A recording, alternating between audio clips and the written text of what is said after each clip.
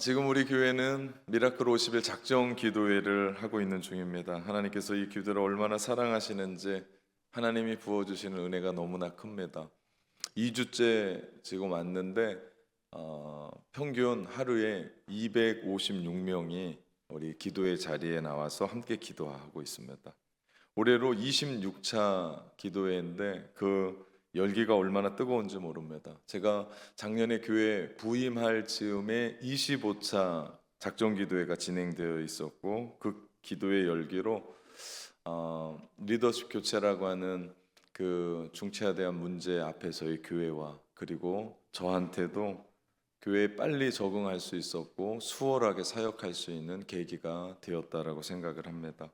지금 교회가 부흥하고 있는 것도 그리고 우리 기도하면서 준비했었던 비전 센터가 11월에 완공을 향해 달려가고 있는 것도 그리고 우리 예배의 분위기도 그리고 여러분 한 사람 한 사람의 표정이 밝은 것도 다 이 영성이라고 저는 믿습니다. 참 많은 성도들이 새벽을 깨우고 아침과 저녁을 깨우면서 아이들까지 함께 나와서 기도하는 것을 보면 참 훈훈합니다. 크리스천으로 나 기도 안 할래 하는 사람은 아무도 없어요. 그런데 그 계기가 그 기회가 주어지지 않았는데 이번 미라클 50일 작정 기도회를 통해서 계기가 주어졌고 기회가 주어지니까 사람들이 열심히 기도하기 시작한 거예요. 기도하다 보니까 나를 깨닫고 하나님이 누구신지를 깨닫고 그러면서 은혜를 받게 되고 그러다 보니까 더 하나님이 기쁘시게 하는 일을 하게 되고 또 기도에 또 올인하게 되니까 또 은혜를 주시고 이 영적인 선순환이 우리로 하여금 미라클 50일 작정 기도회를 통해서 우리 안에 은혜로 흘러가게 됨을 보게 됩니다. 얼마나 감사한 일인지 몰라요. 특별히 토요일 아침에는 성품학교로 교육 목장 아이들까지 이 자리에 나와서 함께 예배하고 기도하면서 끝나고 나면 각자 가정끼리 햄버거도 먹으러 가고 우리 콩나물 국밥도 먹으러 가서 우리 가정의 분위기도 좋고 또 교회에 7시부터 하다 보니까 8시, 8시 반 기도하고 끝나고 나서 교회의 봉사자들이 집에 가지 않고 또 청소도 하시고 봉사를 또 계속 하더라고요. 그래서 교회에서 아침밥은 아니지만 빵 종류로 해서 간식을 비치해 뒀습니다. 그래서 봉사하면서 함께 먹었으면 좋겠다. 그랬더니 봉사도 안 하는 사람이 빵 가져가고 먹는 사람들도 있더라고요. 금방 사진이 쑥 지나갔는데 제가 다 보고 파악해 놓고 오늘 만나려고 합니다. 네, 얼마나 귀한지 몰라요. 이게 교회입니다. 함께 움직여가고 호흡하고 기도하고 함께 영적인 일들을 이루어가고 제가 미라클 50일 작정 기도회를 통해서 기도하면서 하나님이 제 마음 가운데 주신 마음이 있었습니다. 그것은 모든 교회의 기도의 모델이 되라는 거예요. 이 땅에 하나님의 영적인 진수를 보여주고 올바른 영성이 무엇인지를 보여주라 하는 마음이 제 마음 가운데 있었어요. 목포 시내에 우리가 이 기도회를 통해서 낙원교회 하면 기도하는 교회로 서게 되는데 거기에 머물지 말고 주셨던 하나님의 비전입니다. 먼저는요, 한국교회의 기도의 정석을 제시하는 교회, 제 마음 가운데 주셨던 기도가 흐트러져 있거든요. 정석을 보여줘라. 두 번째, 기도하면서 부흥하는 교회, 기도하니까 되더라. 기도하니까 오늘날도 통하더라. 기도하니까 하나님이 움직이시더라. 그걸 보여주는 교회. 또 하나는 기도하면서 바른 영성을 제시하는 교회. 그 교회를 제 마음 가운데 꿈꾸게 하셨고 그냥 기도하는 교회로 끝나지 말고 그 위의 비전을 향해 달려나가기를 소원하는 하나님의 마음을 읽게 되었습니다. 과학 문명이 발달하며 21세기가 도래하기 전에 수많은 학자들이 영성이 사라지게 될 거다. 그리고 결국 그 영성을 통해서 교회는 시들해질 거다라고 그들이 예언 비슷한 것을 했습니다. 근데 웬일입니까? 21세기에 들어와서 영성에 대해서 사람들이 더 많은 것을 갖게 됐어요. 과학 문명이 발전하고 달나라까지 가는 그런 최첨단 문명 속에 우리는 문명의 이기들을 붙잡고 살아가는 이때에 이상하리만큼 사람들이 영성에 대해서 관심을 갖고 골몰하기를 시작을 했습니다. 그런데 우리가 알아야 될 것은 기독교만 영성이 있는 게 아니에요. 불교에도 영성이 있고요. 다른 기타 종교에도 전부 다 나름대로의 영성을 가지고 있습니다. 그런데 오늘날 우리의 교회들이 이 땅에 바른 영성을 제시하지 않으면 영성에 갈급했던 사람들이 다른 이단으로 빠지고 타 이상한 영성에 심취하게 되더라.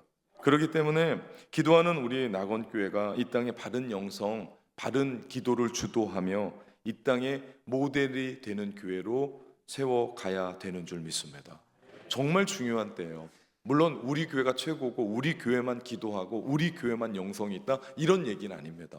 모든 교회가 있어요. 그런데 바른 영성, 바른 기도하는 모델의 교회가 돼서 이 땅 가운데 하나님이 일하시는 그 현장을 보여주는 하나님 나라의 현장, 낙원 공동체를 이루어 가기를 주님의 이름으로 축원합니다. 우리 계속해서 사도행전의 말씀을 나눕니다. 바울과 실라와 디모데가 지금 2차 전도 여행 중에 있어요. 그들이 가는 곳마다 영적인 지진이 일어났습니다. 사도행전 17장 6절에 보니까 천하를 어지럽게 하는 사람들이라고 하는 소리를 들어요. 이 이야기는 세상 사람들이 그들에게 불명예스럽게 전하는 얘기예요. 천하를 어지럽게 하는 이들. 왜 그렇습니까? 바울과 그의 일행이 하나님의 진리의 말씀을 가지고 세상에 변하지 않고 움직이지 않는 곳에 바른 영성, 바른 질서, 바른 복음을 전하기 시작하니까 그 질서들이 움직이기 시작했고 흔들리기 시작하니까 천하를 어지럽게 할 수밖에 없었어요. 배척을 받고 핍박을 받아도 예수님이 말씀하신 것처럼 이 도시에서 이 도시로 옮겨갔습니다. 우리 지난 시간에는 데살로니가에서 복음을 전했고 야손의 집에서 베이스 캠프를 치고 그곳에서 복음을 전했습니다. 그때 야손의 집에서 데살로니가 교회가 시작됩니다. 우리 지도를 잠깐 보면요, 데살로니가에서 반대하자 그들은 베레아로 넘어갑니다. 베레아는 데살로니가 사람들보다 너그러웠습니다. 그런데도 핍박이 있었습니다. 그러자 베레아에서 그 밑에 쪽 아덴이라고 하는 곳까지 바울 혼자 내려오게 됩니다. 아덴은 그리스 아테네를 얘기합니다. 바울이 도착한 아테네는 주전 5세기 이래 가장 주요한 도시 중에 하나였고 헬라의 수도였습니다. 로마와 알렉산드리아와 그리고 아테네, 이곳을 세계 3대 도시 중에 하나였고 그리고 세계 문명의 발상지로 철학과 문학과 건축과 예술, 헬라 문화의 중심지였습니다. 바울이 당시 아덴에 이미 찬란했던 그리스 문화의 중심으로 1200년의 역사를 가지고 있는 그 자리에 서 있는 거예요. 로마가 정치적으로 헬라를 정복했을지 모르지만 문화적으로는 헬라에게 패했다라는 유명한 말이 있을 정도로 헬라의 아덴의 문화는 세계적이었고 인류 역사 문명의 영구불변한 문화였습니다. 아덴은 또한 고대 문화가 그렇듯이 문화와 예술과 종교와 모든 것이 불가분의 관계에 있었고 아크로폴리스 언덕에는 세계 불가 사이의 하나인 파르테논 신전이 우뚝 서 있습니다. 문화와 건축과 예술이 발달된 아름다운 도시였고 우리가 흔히 이야기하면 알 수 있는 헬라 철학의 최고의 사람들 소크라테스, 플라톤, 아리스토텔레스로 이루어진 서구의 지성사가 지적된 곳이 아덴 아테네입니다. 그런 헬라 철학의 중심지에서 바울이 보았을 때는 말도 안 되는 게 그곳에 있는 거예요. 그것이 바로 오늘 본문 16절인데요. 그 성에 우상이 가득한 것을 보았습니다. 아니 어떤 고고학자가 아테네에 우상이 얼마나 있었나 보았더니 연구한 결과 그 당시에 아테네 사람의 인구보다 더 많은 3만의 우상이 있었다라고 고고학은 얘기합니다. 바울 눈에 보니까 전부 다 우상 덩어리인 거예요. 우상이 가득한 거예요. 아니 교육의 도시고 철학의 도시고 문명의 도시고 건축 예술의 도시로 최고의 아테네 한복판에 우상이 즐비한 겁니다. 오늘날 21세기가 그런 세상이라고 제가 설교 서두에 말씀드렸습니다. 그런데 잘못된 영성, 틀린 영성으로 심취해 있는 그들, 여러분 이거 멀리 가지 않아도 돼요. 우리가 토요일마다 평화광장에서 버스킹 하거든요. 그 평화광장에 차 댈 데도 없는데 일렬로 늘어서 있는 봉고차들이 있어요. 그 봉고차들의 볼에 가면 사람들이 남녀 그 사랑하는 연인들이 손을 붙잡고 점을 보러 가요. 타로 점. 그럼 전 누가 저기에 갈까 그랬는데 제가 토요일날 버스킹 할 때마다 보거든요. 근데 한 봉고차만 줄을 막 늘어서는 곳이 있더라고요. 제가 가서 물었습니다. 궁금하잖아요. 다른 데 막 팔이 날리고 텅텅 비어 있는데 왜 이 집만 이렇게 성행한가? 갔더니 제가 물었습니다. 왜 이 집이 이렇게 줄을 서 있습니까? 그랬더니 이 집이 용하답니다.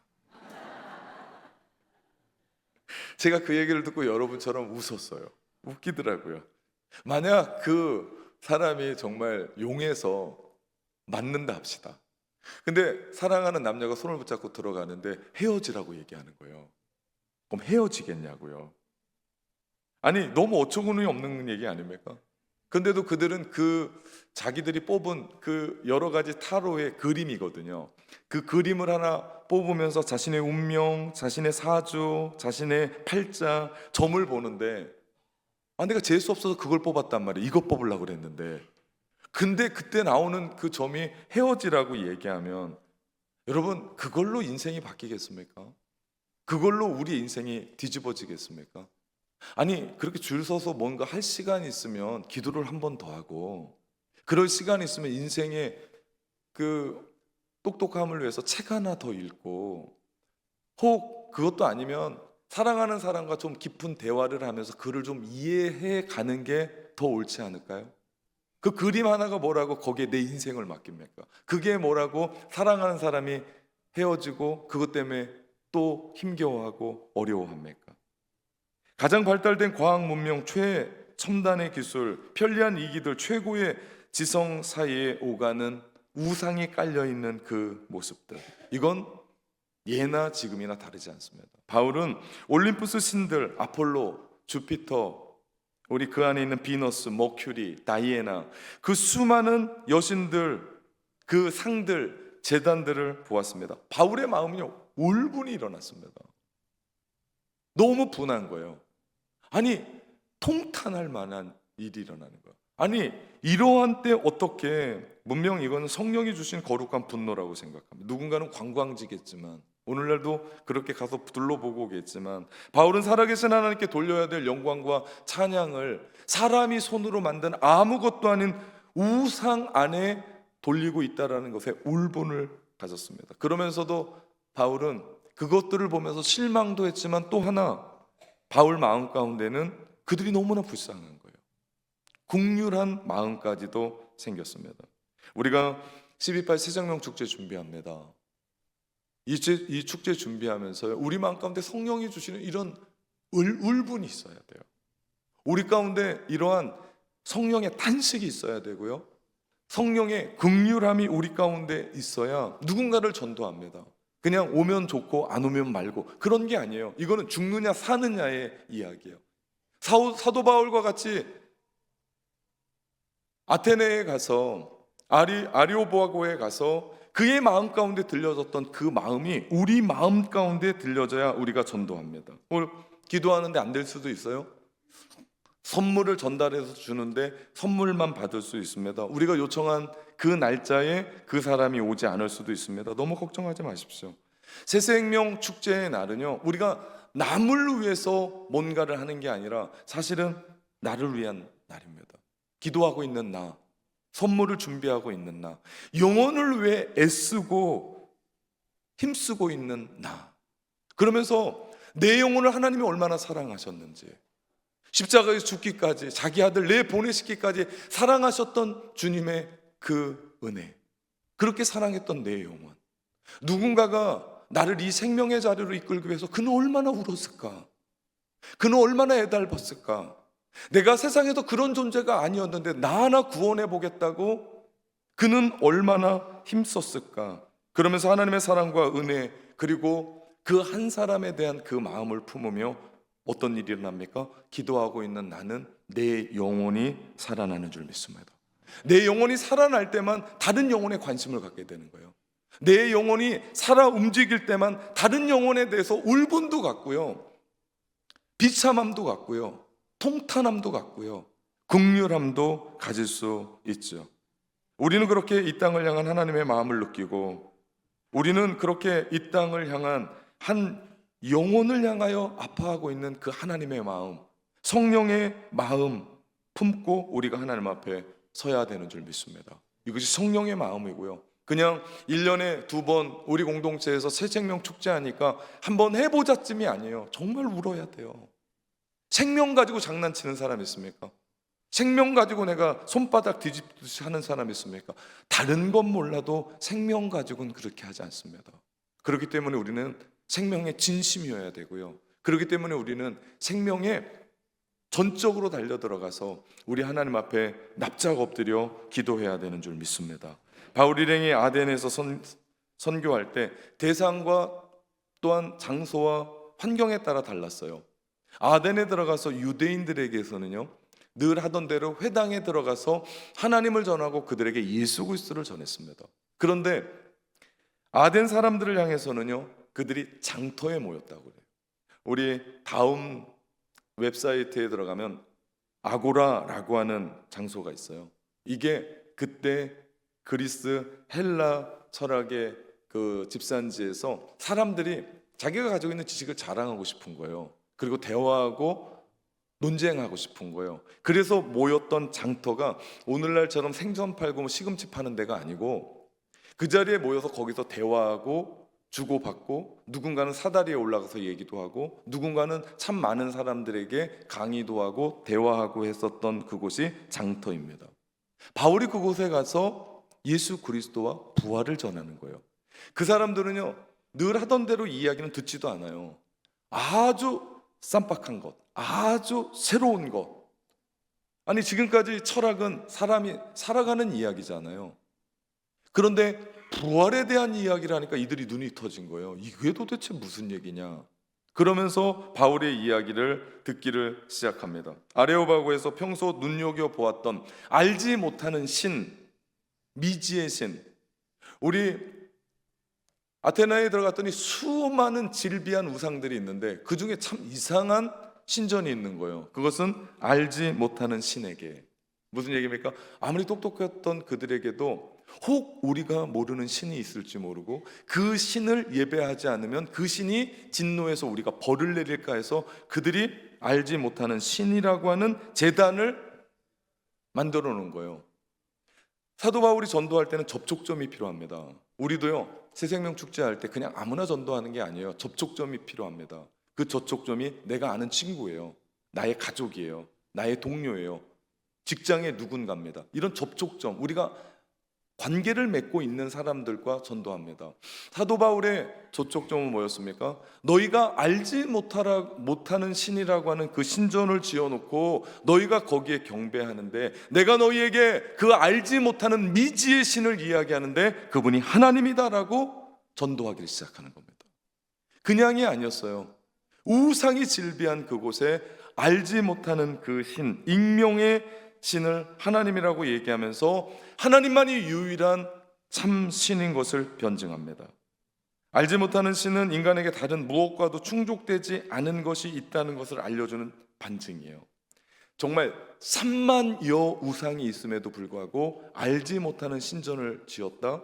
그거는 3만 개가 아니라 30만 개를 걸어놔도요, 인간의 마음은 어떻다고요? 다 채우지 못하는, 충족되지 않는 영역이 있다는 얘기입니다. 왜 그들이 만들어 놨냐면 단순히 소외된 신이 진노할까 봐가 아니었어요. 무슨 얘기입니까? 그들이 불안해서 만든 겁니다. 다시 말하면 자신들이 가지고 있는 모순을 극복하기 위한 통로가 알지 못하는 신, 미지의 신인 겁니다. 그렇게 많은 신상을 만들어도, 그렇게 사상적인 철학을 갖고 있어도 함께 나누며 내가 지혜가 얼마나 큰지를 이야기하고 있고, 문화와 교육과 건축과 예술과 찬란했었던 문명을 만들고 꾸미고 있어도 그들에게는 미지의 공간이 필요했었다는 얘기입니다. 무슨 얘기입니까? 오늘 살아가는 우리가요, 다 누리고 살아도, 참 많은 것들을 벌며 살아도, 참 많은 것을 먹고 살아도, 내가 높이 올라가서 최고의 자리에 올라가도 우리 인간 안에는 미지의 공간이 존재하더라. 그 공간은 그 누구도 채울 수 없고 그 우상이 채울 수 없는 하나님만이 채울 수 있는 공간이더라. 여러분, 하나님이 우리에게 그렇게 만드신 거예요. 그렇기 때문에 12.8 새생명 축제가 우리 가운데 일어날 수 있는 이유는 모든 세상 사람들이 하나님 없이는 살 수 없는 갈급함이 있거든요. 갈증이 있거든요. 갈망이 있거든요. 그러니까 세상 사람들이 그거를 술로 부어보고 쾌락으로 부어보고 다른 일상의 어떤 것으로 풀어보고 여행도 다녀보고 채워집니까? 절대 안 채워집니다. 그 자리는요, 하나님만이 들어가야 만족할 수 있는 하나님의 자동 장치예요. 하나님이 그렇게 만드신 거예요. 우리가 그것을 알고 우리가 전도하면서 VIP 전도 대상자들 안에 함께 대화하면서 그분이 누구다? 하나님이시다. 내 마음 가운데 갈증이 있고 그건 돈을 조금 더 못 벌어서가 아니고 네가 더 먹지 못해서가 아니고 네 몸이 아파서가 아니고 내 마음 가운데 비어있는 곳이 있는데 그곳을 채워야 될 유일한 분이 계신데 그분이 하나님이시다. 하나님을 만나야 된다. 우리가 전해야 될 전도의 제목이죠. 바울은 청중이 알아듣기 쉬운 언어로, 그들의 신분과 계급에 맞는 언어로 품행과 자세와 태도로 복음을 전합니다. 그러면서 바울은 그들에게 하나님을 전해요. 그 하나님은 무에서 유를 창조하신 분이고 그분은 창조하셨을 뿐만 아니라 다스리고 관여하고 계시고 섭리하고 계시고 이끌어 가시는 분이라고 하나님을 소개하는 거예요. 다른 헬라의 많은 신들은 만들어 놓기만 하고 뒤돌아서는 거예요. 외면하는 거예요. 보지도 않는 거예요. 그런데 바울이 이야기하는 겁니다. 우리 하나님은 하나님이 천지를 창조하셨을 뿐만 아니라 무에서 유를 창조하셨을 뿐만 아니라 지금도 그 하나님은 우리를 다스리고 계십니다. 바울이 하나님을 소개한 후에 하나님을 향해 이 시대가 가져야 될 분명한 태도와 자세를 얘기합니다. 너희가 미지의 신을 숭배했었던 아테네 사람들로 시작했던 그 설교는 무지의 시대를 향한 회개의 요청으로 진행됩니다. 여러분, 하나님께로 돌아온다라는 건요, 그냥 돌아가는 게 아니에요. 하나님께로 돌아간다는 것은 내가 지금까지 믿고 의지했었던 모든 걸 내려놓고 주님께로 돌아가는 거예요. 내가 지금까지 가지고 있었던 우상 덩어리를 내려놓고 죄를 내려놓고 회개하며 하나님 앞에 나아가는 걸 얘기합니다. 미지의 신을 섬기고 있었던 그들에게 너희는 무지였고 하나님 앞에 돌아가기 위해서는 어떻게 해야 된다? 회개하며 하나님 앞에 나가야 된다. 그러면서 하나님을 이야기합니다. 천재의 주제시오. 그분이 모든 걸 만드셨고 그분이 모든 걸 이끌어 가시고 모든 걸 섭리해 가시는 그분은 역사의 주인이십니다. 사람이 지은 손으로 지은 이 건물에 하나님이 사로잡혀 계시냐? 천만의 만만의 말씀입니다. 그곳에 계시지 않는다. 수많은 그 여신들이 들어가 있는 그 제단을 향해서 사도 바울이 외치는 이야기입니다. 그렇습니다. 복음은요, 하나님 없으면 우리 인간이 가망성이 없음을 얘기해요. 복음은요, 하나님의 은총을 믿도록 요구해요. 복음은요, 우리로 하여금 그 하나님의 주권에 순종하도록 이야기합니다. 그 복음은 예수 그리스도를 이 땅 가운데 보내주셔서 우리 대신 우리의 죄 때문에 십자가의 죽으심으로 말미암아 우리가 살았고 3일 만에 부활하셨음으로 말미암아 그 모든 것이 사실이다라는 이야기를 우리 가운데 가르쳐 주면서 우리로 하여금 먼저 그 나라와 하나님의 나라와 그의 의를 위하여 대가를 치르며 살도록 우리 가운데 요청하십니다. 우리 결단하는 거예요. 복음은 우리 가운데 있습니다. 근데 그 복음을 통해서 우리가 어떻게 사는지는 우리가 결정하는 거예요. 아레오바고의 언덕 위에서 선 바울이 강연을 했든 설교를 했든 논쟁을 했든 상상해 봅시다.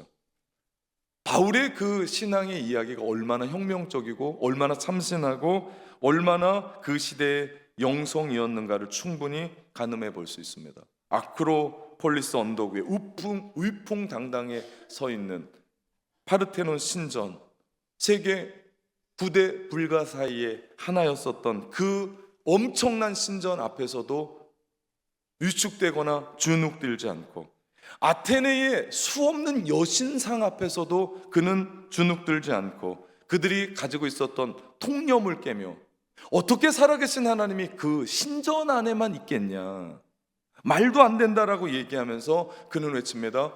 천지의 주제이신 하나님. 이 말씀을 읽으면요, 묵상하면 얼마나 가슴이 뛰는지 모릅니다.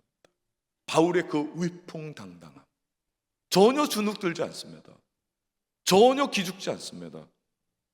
당시 아테네 사람들에게는 그 얘기가 파격적이었습니다. 어떤 이단 신을, 또 다른 신을 전하나 보다, 그러면서 그들이 눈을 뜨게 되는데 그 복음이 그들을 흔들었죠. 여러분, 복음이 그렇습니다. 복음은 믿는 자들에게 구원을 주신 하나님의 능력인 줄 믿습니다. 그렇기 때문에 복음이 능력이에요. 그 자체가 능력이에요. 그렇기 때문에 내가 논리적으로 좀 말을 잘 못하더라도, 내가 좀 연약하더라도, 그걸 잘 풀지 못하더라도 복음은 복음 그 자체로 능력인 줄 믿습니다. 헬라 철학의 본산지에 위용을 떨치며 우상이 증비했었던 아레오바고의 광장 안에서도 하나님의 위엄을 드러낸 것이 복음이었습니다. 오늘 우리가 살아가면서 복음은 복음의 역할을 감당합니다. 문제는 우리예요. 복음이라고 하는 다이너마이트가 우리 가운데 있거든요. 이 다이너마이트에 우리가 불을 붙여서 던져야 되는데 우리가 어떻게 살 거냐? 복음을 부끄러워합니까? 복음의 능력을 모릅니까?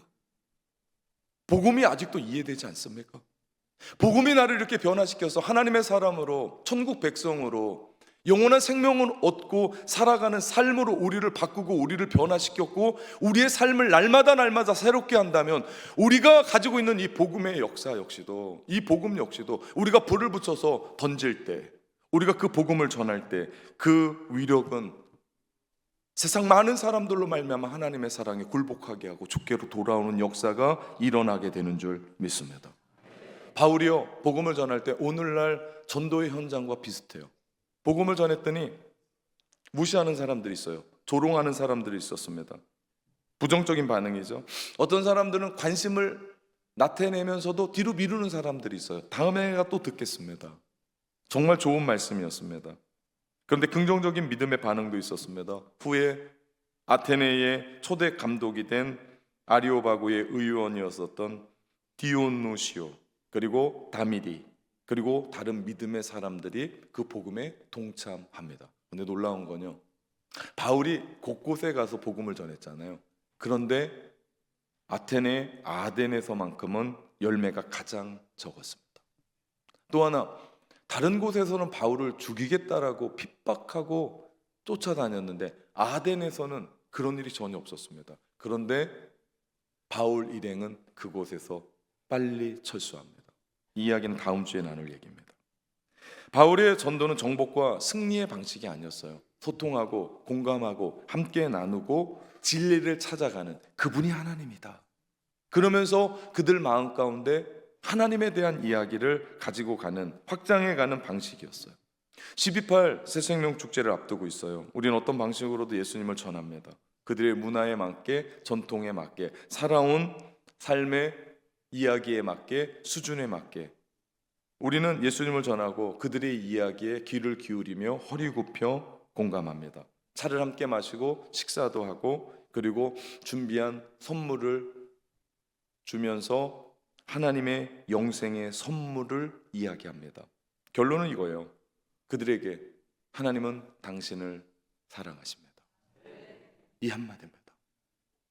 거기에 내가 신앙생활하면서 어떻게 변했고, 나의 삶과 나의 자녀들과 내 인생이 어떻게 변했는지의 짤막한 간증과 함께 나와 함께 교회에 다니며 신앙생활하자. 낙원교회 좋은 교회고 낙원교회에서 함께 신앙생활하자, 함께 해나가는 겁니다. 우리 교회가 특별한 전도하잖아요. 지난 목요일에 한 분이 전도 갔다가 용당동에서 어떤 분을 만났는데 그런 얘기를 하는 거예요. 아니, 낙원교회 그렇게 크고 사람도 많더만 뭘 그렇게 또 사람들을 끌어가려고 하냐, 전도하러 갔더니 그러더래요. 제가 그 얘기를 들으면서 세상 사람들의 입장에선 그럴 수 있겠다. 보니까 막 주일날 막 차들이, 그리고 사람들이, 그리고 눈에 보이는 비전 센터가 저렇게 세워가는데 낙원교회 그렇게 큰데 뭘 또 전도하냐. 여러분, 이건 세상의 관점이고요, 하나님의 관점은 한 영혼이 주께 돌아오는 걸 가장 기뻐하시고요, 우리가 지금 하는 건요, 한 영혼입니다. 한 생명입니다. 그들 살아야 되는 거예요. 아무리 이 자리에 수천 수만에 있는 사람이 있어도요, 구원받지 못한 그 영혼을 향하여 우리가 나가야 되는 줄 믿습니다. 그 어떤 것보다도 우선이어야 돼요. 교회가 그 어떤 것보다도 우선되어야 되는 게 영혼 구원입니다. 우리가 비전센터 짓습니다. 그리고 이 지역사회에 오픈한다고 얘기했습니다. 제가 정말 듣고 싶은 얘기가 있어요. 그건요, 미안합니다, 내가 교회를 오해했습니다. 미안합니다, 내가 하나님을 오해했습니다. 미안합니다, 내가 성도들을 오해했습니다. 팽배에 있는, 교회 한 번도 오지 않으면서 교회에 대해서 뭐라 하는 그 사람들, 가서 뭐라고 우리가 얘기할 수 없지만, 해명할 수 없지만, 함께 저 자리에서 함께 누리고 함께 맛보고 함께 했을 때 그들이 주께로 돌아오는, 우리가 비전센터 써서 우리가 어떻게 하자는 게 아니라 한 영혼 한 생명 구원하고자 하는 주님이 원하시는 가장 우선순위 하려고 하는 줄 믿습니다. 이번 12.8 새생명 축제를 통해 한 영혼이 주께 돌아오는 구원의 기적이 일어나기를 주님의 이름으로 축원합니다. 사랑하는 성도 여러분, 담대하게